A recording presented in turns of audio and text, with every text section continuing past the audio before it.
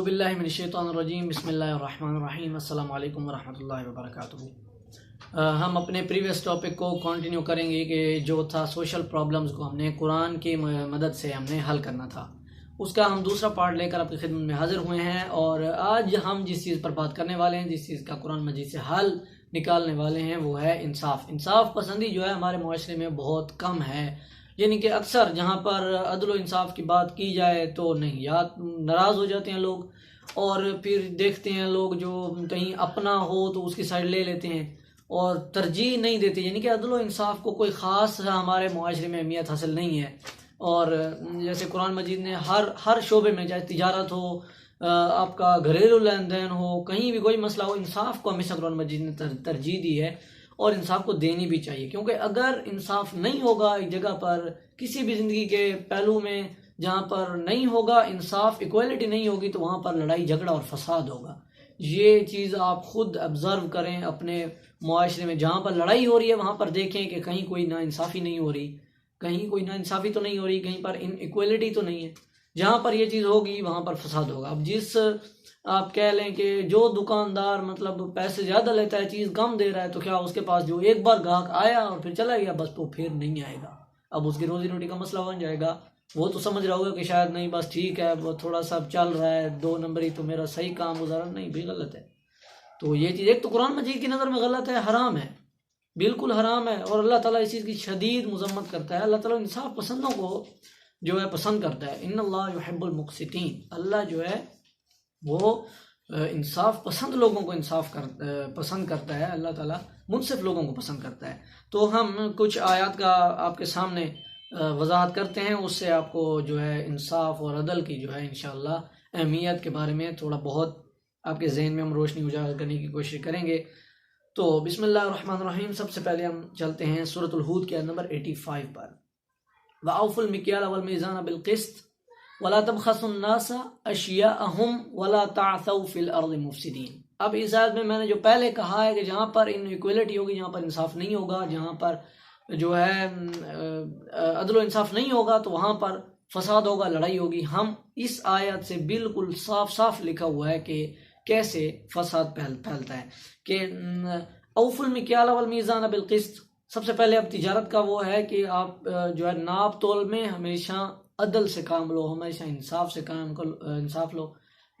آگے ہے ولا تبخسوا الناس اشیاءہم، کہ آپ لوگوں کی چیزوں میں کمی نہ کرو، لوگوں کو نقصان نہ دو، یعنی کہ آپ جو کوئی آپ کے پاس امانت رکھے یا کوئی آپ سے کوئی چیز خریدے تو اس میں کمی نہ کرو، اس کو پوری طرح جو ہے ناپ تول کر اور عدل و انصاف سے چیز دو۔ وَلَا تَبْخَسُوا النَّاسَ أَشْيَاءَهُمْ وَلَا تَعْثَوْا فِي الْأَرْضِ مُفْسِدِينَ، اور زمین میں فساد نہ برپا کرو، زمین میں فساد نہ پھیلا۔ یعنی کہ اگر تم نے انصاف نہ کیا تو اس کا نقصان ان پر یہ ہوگا کہ تم دراصل وہ نا انصافی کر کے زمین میں فساد پھیلا رہے ہوگے۔ یعنی کہ اب صاف صاف پتہ چل گیا ہے کہ جہاں پر انیکویلٹی ہوگی وہاں پر فساد ہوگا۔ اب سورۃ الانبیاء کی ورس نمبر 47 کو آپ دیکھیے، وَنَضَعَ الْمَوَازِينَ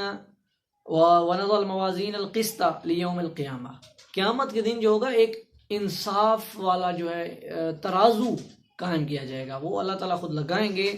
اور فَلَا تَظْلَمُ نَفْسٌ شَيْئًا وَنَضَعَ الْمَوَازِينَ الْقِسْطَ لِيَوْمِ الْقِيَامَةِ، قیامت کے دن ایک عدل و انصاف والا ایک جو ہے ترازو قائم کیا جائے گا، ایک لگایا جائے گا، جس میں لوگوں کے حساب کتاب کیا جائے گا۔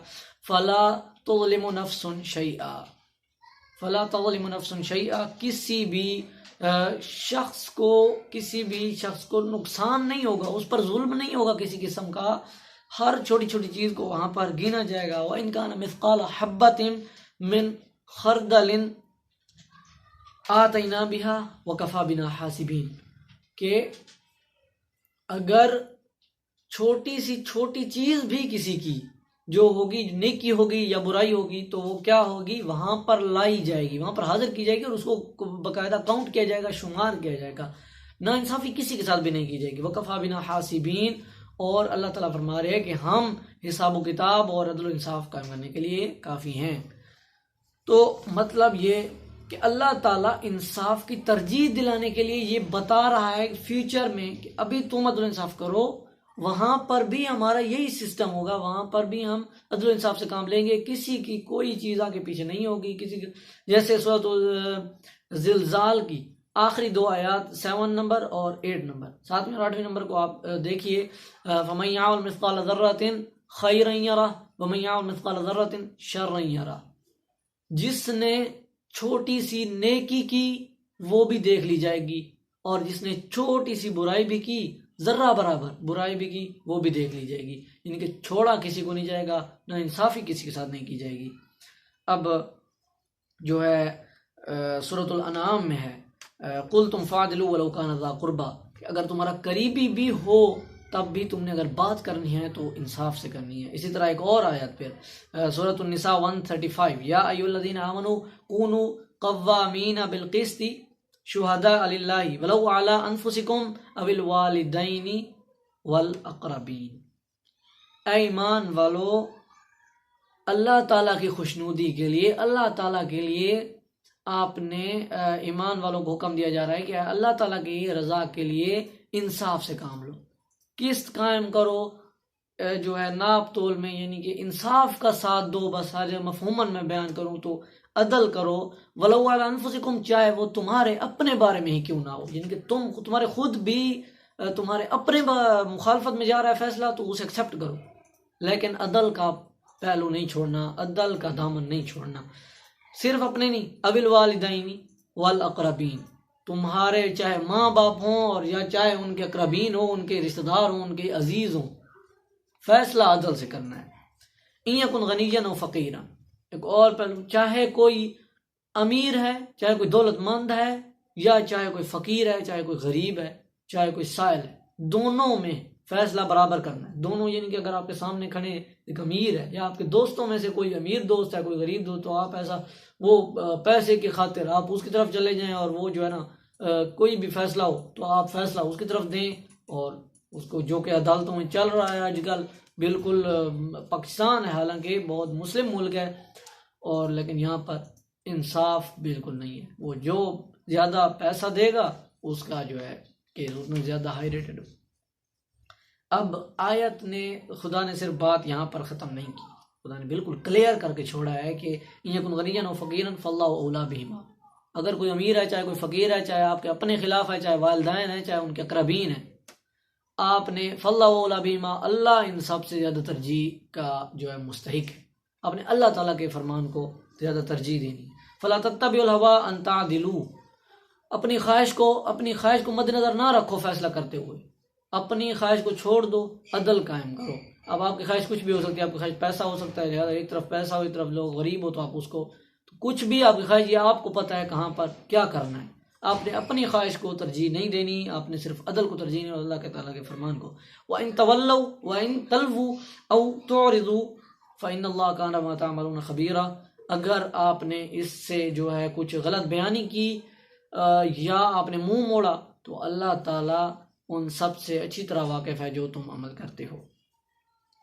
تو اسی طرح اب والدین، گھر میں بھی دیکھا جائے لڑائی جھگڑے کیوں ہوتے ہیں، وہ زیادہ تر نا انصافی کی وجہ سے ہوتے ہیں. جیسے ایک صحیح البخاری کی حدیث نمبر 2587، اب اس میں ہے کہ ایک صحابی فرماتے ہیں کہ ایک شخص کو اس کا باپ دیتا ہے، جو ہے ایک غلام دیتا ہے تحفے میں، گفٹ کرتا ہے. تو اس کی ماں کہتی ہے کہ پہلے تم جا کر رسول صلی اللہ علیہ وسلم سے یہ عرض کرو، ان کو یہ سارا معاملہ بتاؤ، اگر وہ اس چیز سے راضی ہیں پھر میں راضی ہوں، ورنہ میں راضی نہیں. اب جب یہ رسول صلی اللہ علیہ وسلم کے پاس جاتا ہے تو اب اس میں کون سی بات تھی، کیوں بھیجا رسول کے پاس؟ بس انہیں غلام دیا تو ایکسیپٹ کیا، بس باپ نے بھی تو کون سی اس میں غلط بات ہے؟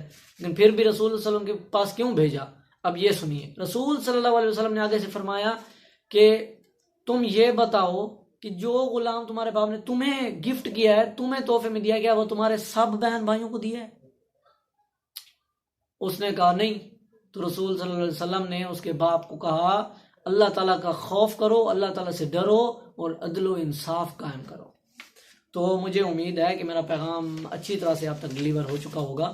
جو ہے آپ مقصد یہ ہے کہ ان تمام آیات میں، یہ صرف چند آیات تھیں، اگر آپ قرآن کو بتحقیق مطالعہ کریں تو آپ کو عدل و انصاف پر بہت قرآن آپ کو زیادہ روشنی دے گا. لیکن یہ تو ایک چھوٹی سی کرن تھی. تو آپ نے عدل و انصاف سے کام لینا ہے، اللہ تعالیٰ کے فرمان کو ترجیح دینا ہے. لہٰذا یہاں سے اگر آپ عدل و انصاف قائم کریں گے اور ہر معاملے میں سیدھا سامنا بنیں گے تو میرے خیال میں کوئی چانس نہیں ہے 99.9% کہ آپ کی زندگی میں کوئی فساد پیدا ہو، آپ کی زندگی میں کوئی لڑائی جھگڑا، کوئی جنگ پیدا ہو اور آپ کو کوئی مشکلات آئے. اسی پیغام کے ساتھ میں آپ سے رخصت چاہوں گا. السلام علیکم ورحمۃ اللہ وبرکاتہ.